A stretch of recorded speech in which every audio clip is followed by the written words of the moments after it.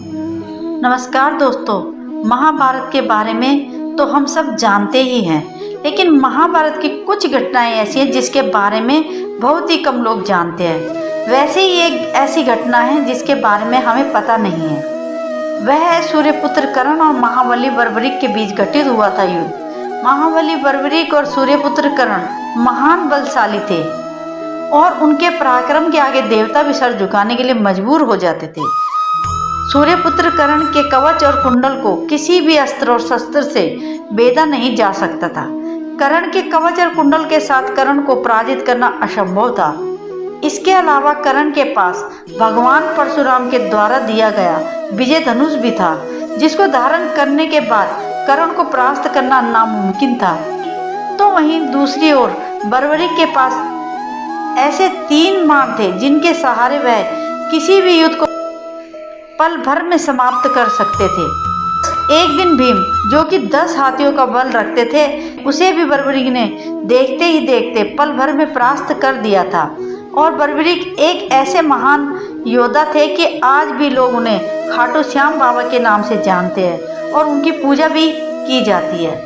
तो आखिरकार क्यों हुआ कर्ण और बर्बरीक का महाप्रलयकारी युद्ध? यह महायुद्ध हुआ तो इस युद्ध कौन विजय हुआ, कर्ण या बर्बरीक? यह आज हम इस वीडियो के माध्यम से जानेंगे। लेकिन वीडियो में आगे बढ़ने से पहले आप ऐसी ही ज्ञानवर्धक वीडियो देखना पसंद करते हैं, हमारे चैनल को सब्सक्राइब, और अगर आप भी श्री कृष्ण भक्त हैं तो कमेंट में जय श्री कृष्ण जरूर लिखें। दोस्तों, ये कथा उस समय की है जब पांडव अज्ञातवास में थे और तब अर्जुन भगवान श्री कृष्ण के साथ भीम के पुत्र घटोत्कच के पास गए और उन्हें आने वाले युद्ध के बारे में बताया। जब वे घटोत्कच को युद्ध की सूचना देने जा रहे थे तो उनके पीछे कौरवों का गुप्तचर लगा हुआ था। उस गुप्तचर ने कौरवों को जाकर यह बता दिया कि अज्ञातवास के इस समय पांडव कहाँ छुपे हुए हैं। जब कौरवों को पता चला कि पांडव इस समय घटोत्कच की गुफा में छुपे हुए हैं, तो कौरव पांडवों का अज्ञातवास भंग करने के लिए घटोत्कच की गुफा की ओर बढ़ते हैं। और तब दुर्योधन अपने साथ कर्ण को भी रखता है और वह जब गुफा के पास पहुंचते हैं तो दुर्योधन के कहने पर सभी सैनिक घटोत्कच की गुफा को चारों ओर से घेर लेते हैं। भगवान श्री कृष्ण को भी दिव्य दृष्टि से पहले पता चल जाता है और श्री कृष्ण कहते हैं कि दुर्योधन अपनी सेना लेकर घटोत्कच की गुफा की ओर आने वाला है। और वह अर्जुन को इस बारे में बताते हैं तो अर्जुन ही बहुत ही ज्यादा क्रोधित हो जाते हैं और वे अकेले ही उनसे युद्ध कर निकलने लगते हैं। और तभी भगवान श्री कृष्ण अर्जुन को रोककर कहते हैं, अर्जुन, ये सही समय नहीं है, अभी बाहर जाओ, फिर से तुम्हें 12 वर्षों का अज्ञातवास काटना पड़ेगा। मित्रों, घटोत्कच पुत्र बर्बरीक इस गुफा में ही थे और वह श्री कृष्ण की बात सुनकर कहते हैं कि आप लोगों को कोई चिंता करने की जरूरत नहीं है, मैं कौरवों की सेना और कर्ण को रोकूंगा। यदि वह शांति से मान गए तो ठीक, वरना मैं युद्ध के लिए भी प्रस्ताव रखूंगा। बर्बरीक की बातें सुनकर श्री कृष्ण कहने लगे कि बर्बरीक, क्या तुम्हें कर्ण की शक्तियों के बारे में पता है? कर्ण के पास उनके दिव्य कवच कुंडल है जिनके कारण कर्ण को घायल भी नहीं कर पाओगे। यह सुनकर बर्बरीक भगवान श्री कृष्ण से कहते हैं, हे प्रभु, आप उसकी चिंता मत करिए, मैं अवश्य कौरव और कर्ण को रोक कर रखूंगा, आप केवल आशीर्वाद दीजिए। बर्बरीक की बात सुनने के बाद श्री कृष्ण बर्बरीक को आशीर्वाद देते हैं और बर्बरीक गुफा से बाहर निकल आते हैं। दुर्योधन को देखकर बर्बरीक दुर्योधन से वहां आने के कारण पूछते हैं। तब दुर्योधन कहता है, हमें इस गुफा के अंदर जाना है, हम किसी को ढूंढ रहे हैं। तब बर्बरीक कहता है, मैं आपको गुफा के भीतर जाने की अनुमति नहीं दे सकता, इसलिए आप मुझे क्षमा कीजिए। बर्बरीक की बातें सुनकर दुर्योधन बहुत क्रोधित हो जाता है और बर्बरीक से कहने लगता है, क्या तुम्हें पता नहीं है कि तुम किससे बात कर रहे हो? क्या तुम्हें हस्तिनापुर की शक्ति के बारे में पता नहीं है? क्यों तुम अपनी मौत को गले लगाना चाहते हो? यह कहकर दुर्योधन अपने सैनिकों के बर्बरीक को बंदी बनाने का आदेश देते हैं और जैसे ही सैनिक बर्बरीक की ओर बढ़ते हैं, कौरवों के सैनिक उसे नहीं रोक पा रहे थे।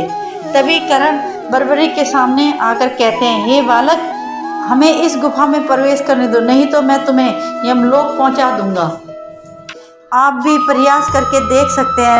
बर्बरीक की ऐसी बातें सुनकर कर्ण क्रोधित होकर अपने रथ से नीचे उतरकर अपने धनुष की प्रत्यंचा को इतनी जोर से खींचते हैं कि सैनिक भी भयभीत हो जाते हैं और उसके बाद कर्ण और भव्य अस्त्र छोड़ देते हैं। जिससे वहाँ तूफान आ जाता है, जिसके कारण वहाँ पर खड़े सैनिक भी लड़खड़ाकर नीचे गिरने लग जाते हैं। लेकिन यह तूफान बर्बरीक को हिला भी नहीं पाता और उसके बाद बर्बरीक दुर्योधन की तरफ एक ऐसा अस्त्र छोड़ते हैं जिससे दुर्योधन का रथ जलकर भस्म हो जाता है। लेकिन दुर्योधन किसी तरह नीचे कूदकर अपने प्राणों की रक्षा कर लेते हैं। दोस्तों, यह देखकर बर्बरीक जोर जोर से हंसने लगता है। बर्बरीक को हंसता देखकर दुर्योधन क्रोध से पागल हो जाता है और कर्ण से कहता है कि मित्र, देख रहे हो ये बालक कैसे हमारा अपमान कर रहा है। तुम जल्दी से जल्दी इस मायावी बालक के मौत के घाट उतार दो।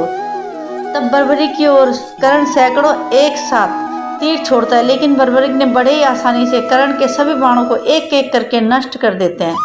बर्बरीक कर्ण पर अग्नि अस्त्र चला देते हैं, लेकिन कर्ण वरुणा अस्त्र चलाकर अग्नि को शांत कर देते हैं। इस तरह दोनों में बहुत देर तक युद्ध चलता रहता है और दोनों ही एक दूसरे पर एक से बढ़कर एक दिव्य अस्त्र चलाते रहते हैं और एक दूसरे के अस्त्र को नष्ट करते जा रहे थे। इसके बाद बर्बरीक दुर्योधन की तरफ बाण चलाने लगता है, लेकिन कर्ण उन बाणों को नष्ट करके दुर्योधन के प्राणों की रक्षा करता है। तब बर्बरीक कहते हैं कि अंगराज कर्ण, अब आप इस अस्त्र को रोक कर दिखाइए। इस बाण को किसी भी अस्त्र से रोका नहीं। और यह कहकर बर्बरीक दुर्योधन पर अपना बाण चला देते हैं। तब कर्ण भी अपने दिव्य बाण को रोकने की कोशिश करते हैं, लेकिन वह उसे रोक नहीं पाते और वह बाण दुर्योधन की ओर बढ़ने लगता है। और तभी कर्ण दुर्योधन को बचाने के लिए दुर्योधन के सामने आकर खड़े हो जाते हैं और तभी वह बाण दिव्य कवच कुंडल से टकराकर नष्ट हो जाता है। यह देखकर बर्बरीक आश्चर्यचकित हो जाता है। सोचते हैं कि इस बाण को केवल देवराज इंद्र ही अपने ब्रज से नष्ट कर सकते थे, फिर यह कर्ण के कवच से टकराकर कैसे नष्ट हो गया।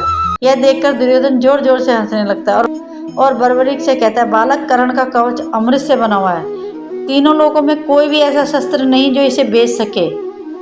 इस दौरान भगवान श्री कृष्ण वहां आकर बर्बरीक से कहते, पुत्र, इन्हें गुफा में जाने दो, इन्हें देखने दो गुफा के अंदर क्या है। दुर्योधन को और विश्वास हो जाता है कि श्री कृष्ण यहाँ है तो पांडव भी अवश्य अंदर गुफा में ही होंगे। दुर्योधन गुफा के अंदर जाते हैं, लेकिन वहां पर अर्जुन नहीं मिलते, क्योंकि भगवान श्री कृष्ण वहां से बाहर निकलने से पहले अपनी माया से अर्जुन की अदृश्य कर देते हैं। तो दोस्तों, इस प्रकार से कर्ण और बर्बरीक घमासान युद्ध हुआ था और बर्बरीक ने अपने 3 बाणों कर्ण के ऊपर नहीं चलाया था।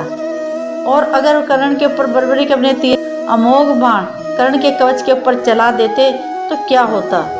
आप अपनी राय कमेंट बॉक्स में ज़रूर दें और अगर आपको ये वीडियो पसंद आया तो वीडियो को लाइक करें और अगर आप पहली बार हमारे चैनल पर आएँ तो हमारे चैनल को सब्सक्राइब जरूर करें और बेल आइकन को दबाना ना भूलें, ताकि आने वाली हर वीडियो का नोटिफिकेशन आपको सबसे पहले मिल सके। तो मिलते हैं ऐसी ही एक और फैक्ट वाली वीडियो में। तब तक सब अपना ख्याल रखिएगा। Thank you so much.